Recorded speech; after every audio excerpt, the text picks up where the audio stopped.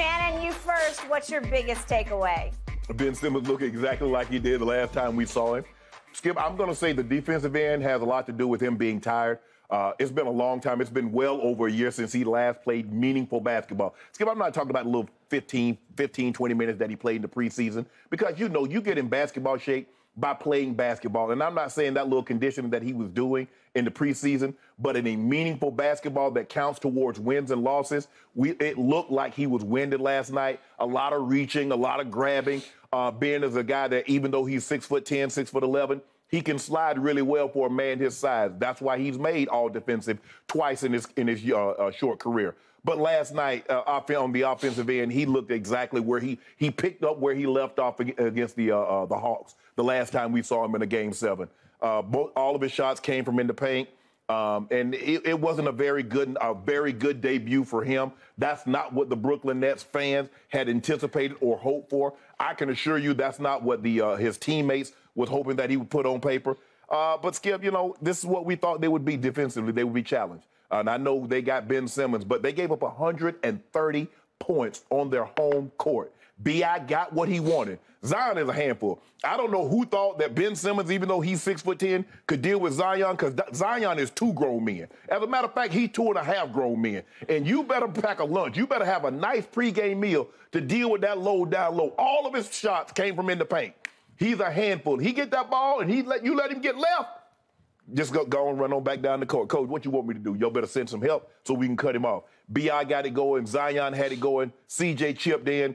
And I think this is a great spot for C.J. because you're asking him an awful lot, Skip. I don't think he's quite a 2, where you know, okay, AD is a 2 in what you call it. Well, Kyrie is saying, I don't think C.J. is that. But as a third option, somebody's going to have their hands full dealing with this team. Great team win, 31 assists, 13 turnovers. That means the ball was moving. It didn't stay in one place one particular time. And then the other guy, the tall guy that wanted to trade, had 32 meaningless points. They were getting blowed out the entire game. I don't know why he came back in the ball game. That's what Skip tell me. Played until 4 minutes and 30 seconds in the game, and they were getting blown out. Yeah, well, he's not chasing Kareem. He was chasing numbers. He was chasing. You told me anytime a team get like that and you're playing late to the ball game, you're chasing stats. He did exactly what you said LeBron did the other night. He was gone with 4.5 minutes left in the game. LeBron plays to the bitter end, scoring bitter points. Did he play until the bitter end on Tuesday night? Let's not talk about what is done in the past. Let's talk about recent history. So with that being said, Skip, it's going to be tough for them because I don't – look, it's one game. And I know Kyrie didn't have it going last night, but their offense is their defense. They try to put so much pressure on you by scoring the basketball. But this is a defensive challenged team that doesn't have a whole lot of bricks in their back pocket. Kevin Durant, 175 pounds. Claxton, 165 pounds. Kyrie, 95 pounds. So they don't have anybody with size and girth. Their thing is skill offensively. Let's put the ball in the hoop at an elite level and see if someone can keep up with us. But if they can't, on a given night, one of those guys struggles scoring the basketball, they're going to be a heap of trouble because the other team is going to be able to get what they want, when they want it, how they want it. Okay. I will begin with this. I have told you from day one, Zion Williamson is a force to be reckoned with. You have never, ever bought into that. Even when he's healthy, you haven't bought into that. I said the only thing that concerns me is his health. But I have never, ever seen anything like the wrecking ball with skill, with finesse skill that is Zion Williamson. And my only X factor about last night was, will he fit right back into what was a very good team by the end of the year last year? Right. That was becoming a force to be reckoned with as a basketball team, thanks to one of the best young coaches in basketball who's on his way to becoming maybe the best coach in basketball. Would he blend in? Well, he blended last night because he led the team with 22 shots, and it shocked me that he took 5 more shots than your man B.I., the ex-Laker, because I'm not sure B.I. loves that. And I don't know that he's going to love that going forward. But it's hard to argue when of the 22 that Zion takes, he makes 11 of them. They're all in the paint, but he makes all 11 in the paint because he is virtually unstoppable in the paint. So what happened last night? Ben Simmons, right out of the box, is tasked with guarding that wrecking ball. And Ben Simmons, I don't know what he weighs. He probably weighs 230 or 40, somewhere in there. He's 6'10", but he looked like a stick figure up against Zion. And every time Zion would pause on the perimeter and say, he'd look at Ben Simmons like, seriously? They sent you? Seriously? Really? And it's one dribble right, one dribble, a little crossover dribble, and then hard drive left. And Ben Simmons is just falling backwards, and he's got no hope. Because this man, I'm going to read what Kevin Durant said a couple of days back, because Kevin's got high basketball IQ, and he studies basketball history. When he speaks about the big picture perspective of basketball, I'm all ears. And he said you've seen a lot of guys Zion's size at 6'7", a lot of Charles Barkley type, bruiser type guys who played much bigger. But he says Zion's athleticism trumps all of theirs, including Charles Barkley's. By far, he said, trumps theirs. And when you add that to the mix, it makes him one of one. He is one of one. Never seen anything like it, because the finesse is also there at the rim. He's ambidextrous, and he even said last night, I felt a little rusty because 3 or 4 times I thought, okay, that's in, and it would lip out. Okay, we'll let him kick the rust off a little bit and then see what happens. So I felt a little sorry for Ben Simmons getting thrown back into that fire against that guy right out of the box. But Skip, when he put that big caboose on you, he going to dislodge anybody from that spot. It doesn't matter if it's Ben Simmons. Now the caboose is minus, I don't know, 20 pounds maybe. And he looks pretty good. He looks pretty fit. At this moment, he looks pretty healthy. He had the tweak of the ankle the other night, but it didn't seem to bother him a bit last night.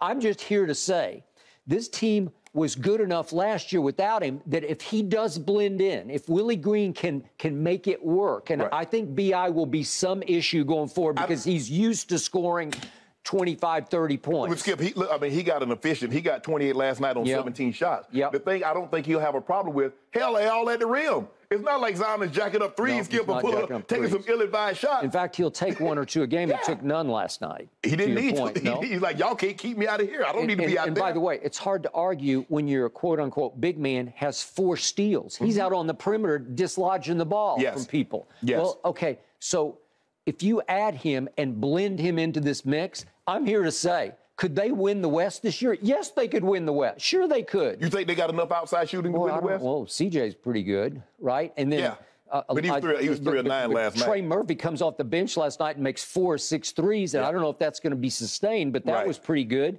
They shot 46% from 3. That will work. And their defense overwhelmed Brooklyn out of the box, and Brooklyn is a little shaky. It's like, who are we with Ben? Who's going to be the point guard? And they weren't ready for the onslaught. Would you believe Brooklyn turned it over 9 times in the first quarter? Well, the game was over in about 5 minutes, because if you're going to turn over 9 times in the first quarter, the score is 32-14 after 1 quarter. Over and out. You let a team shoot 50% from the floor, 60% from the 3-point line, Skip. You shoot 30 and go 0 for 7. Okay, so here's my issue with what you said about Ben Simmons. You said he looks just like the last time we saw him. Well, that's in a regular season game. The last time I saw him on a court in a preseason game was game number 3 of this preseason. He played 28 minutes that night against the Bucks, who were trying, because they'd lost their first 3. The Bucks were trying to win the game. And Giannis played 32 minutes and had 24 and 14. So don't tell me it was against scrubs, because it wasn't against scrubs. They didn't have Chris Middleton, but it wasn't against scrubs. And that night, I tweeted about it. I told you about it sitting right here in this chair the next morning. It looked different to me because Ben scored 7 points, but he had 8 rebounds and 10. Remember, he had 10 assists in 28 minutes. And he was the point whatever for that team that night, because he brought the ball up. Again, you can call him point forward, point center, point 5, whatever you want to call him. He was sensational, and they ran it and shot it that night. And I could not recognize that team last night because Ben shrank back to Philly level last night. When it was time to play a real game, all of a sudden, he got real quiet and he shrank down to about 6'1", where he's 6'10". I think he might be 6'11" sometimes when I see him standing up next to Durant. And that's what I mean, Skip. When I say he looked like Ben the last time we saw him in a meaningful game, he shrunk under to the occasion. Look, I did not expect him to neutralize Zion because he's not big enough. He just doesn't weigh enough. And they don't have anybody on the roster who can even begin to deal with Zion. Well, Skip, if you really think about it, there's no one in the NBA because if you're big enough, that means you're not quick enough. And if you're quick enough, you're not big enough. That's what Kevin Durant says. He's one of one. What made Charles so unique is that Charles was that size and he was quick. So imagine somebody that's 25 pounds heavier than Charles, but twice as quick as Charles. Yes. Much more explosive, athletically explosive. We had never seen anything like Charles Barkley. No. A guy that could get up, get back up, and bound. And Charles could shoot at some. But this kid, Skip, this kid is 285, 290 pounds with a 40-plus inch vertical. That's absurd. That's crazy. With explosion. You're not supposed to be like that. Right. No. Okay. I got it.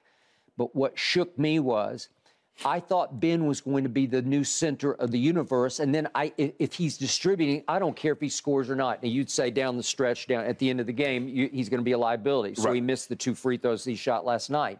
But the telling tale came after the game when Kyrie was asked about the conversation he had a year ago with James Harden. When James got there, remember, I'm going back 2 years actually, but remember, they had this preseason conversation.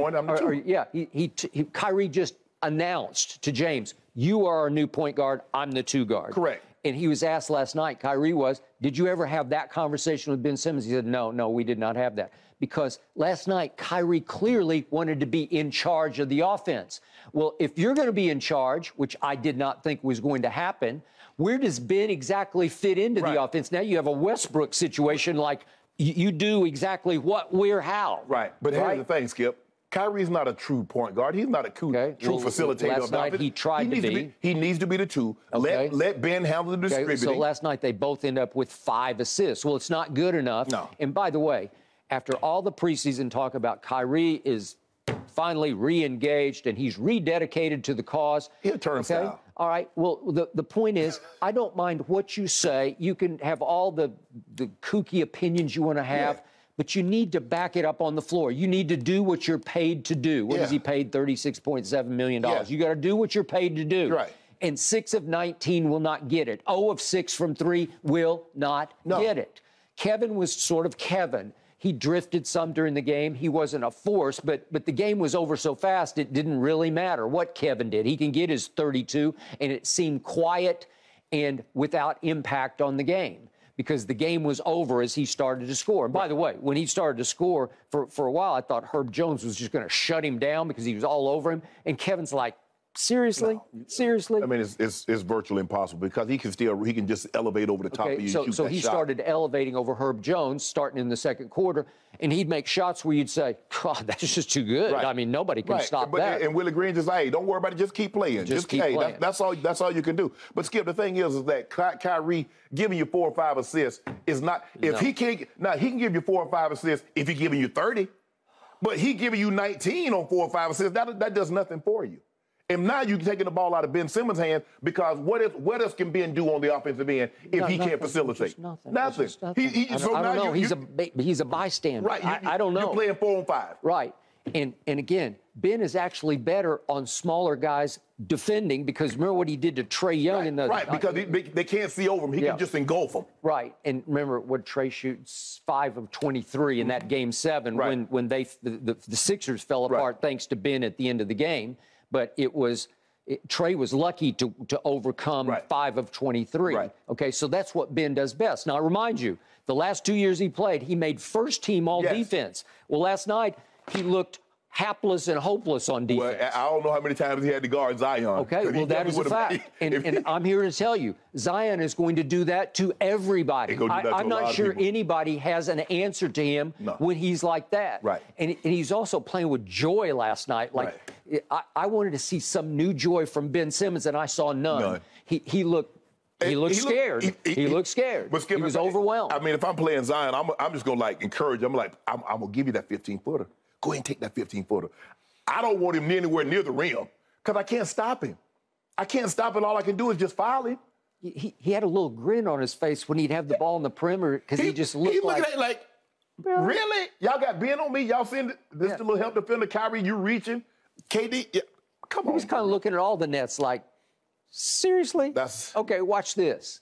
Yeah, but Skip, I mean, they're going to have to... I mean, when Steve Nash says, I don't care if he shoots, Skip, that's like saying I don't care if the quarterback completes a Ben. I don't care if he completes. Skip, you know you can't run your way to a chip. You can't play 4-on-5. The game, there might have been a time back in the 80s and 90s you could get away with a guy not shooting. Okay. But not today. So not for those who game. didn't see the game, let's see the 3 shots, grand total of 3 shots that Ben did attempt. He did make 2 of them. Can we see what those look like? Because this is about all you're going to get at this point from Ben Simmons. Okay, well, that's... Oh, he can do that. Yeah. He can still do that. That was pretty good. And he can still do... Miss that. I thought he had that one. Yeah. And then we got one more on a Kyrie steal and a lob. He can still dunk, okay? And that's all you got. And then he shot 2 free throws. If we could see the 2 free throws. And every time he shoots free throws, I say, well, the form looks okay to me. But... Just put it in the other hand. But there's no trust. We talked about that. That one just looked like it slipped off the palm of his hand, which won't work. Too hard. Yeah, now you tried to overcompensate. Yep. Overcompensate. So here we go again. I think we're going to do both of them again. Front of the rim. So now, that came off the edge of the palm and then too long. Okay. But the actual motion of it looks okay to me. Right. But we talked about he is ambidextrous. Maybe he should just give it up and try to shoot right-handed. Like Tristan Thompson did. Because sometimes he'll shoot the best in the lane on his little 8-footers with his right hand. Correct. Okay. So that brings us to Kyrie Irving.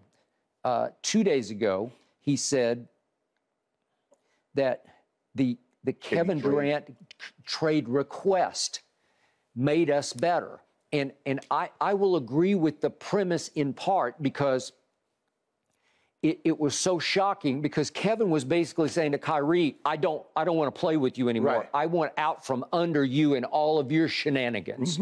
And I think Kyrie took it to heart. And what he was trying to say is it jolted all of us awake, where we all had to look in the mirror and say, who are we? What are we? And I think it meant a lot to Kyrie that he did get a do-over with Kevin. Right.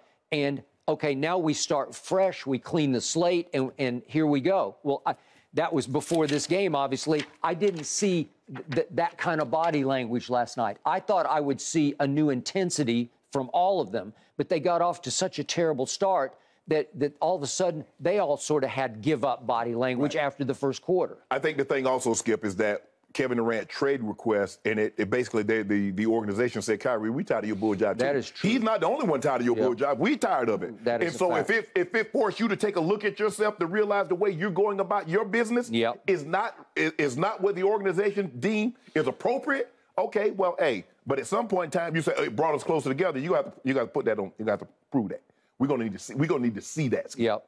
So are you concerned? Are you concerned? Okay, I'm gonna chalk last night up to Zion. Okay. I'm gonna chalk it up to a team that I underestimated because I wasn't sure how Zion would fit back into the mix. Okay. But I'm here to say they were just way better than the Nets are at this stage of the season. But I'm not writing the Nets off. Skip, do you realize that they got out-rebounded 61-39? Look at the offensive rebounds. They got annihilated. 21-9. 21-9. And Valanciunas is a beast too. Yep. And he and Zion fit just fine together. Yes.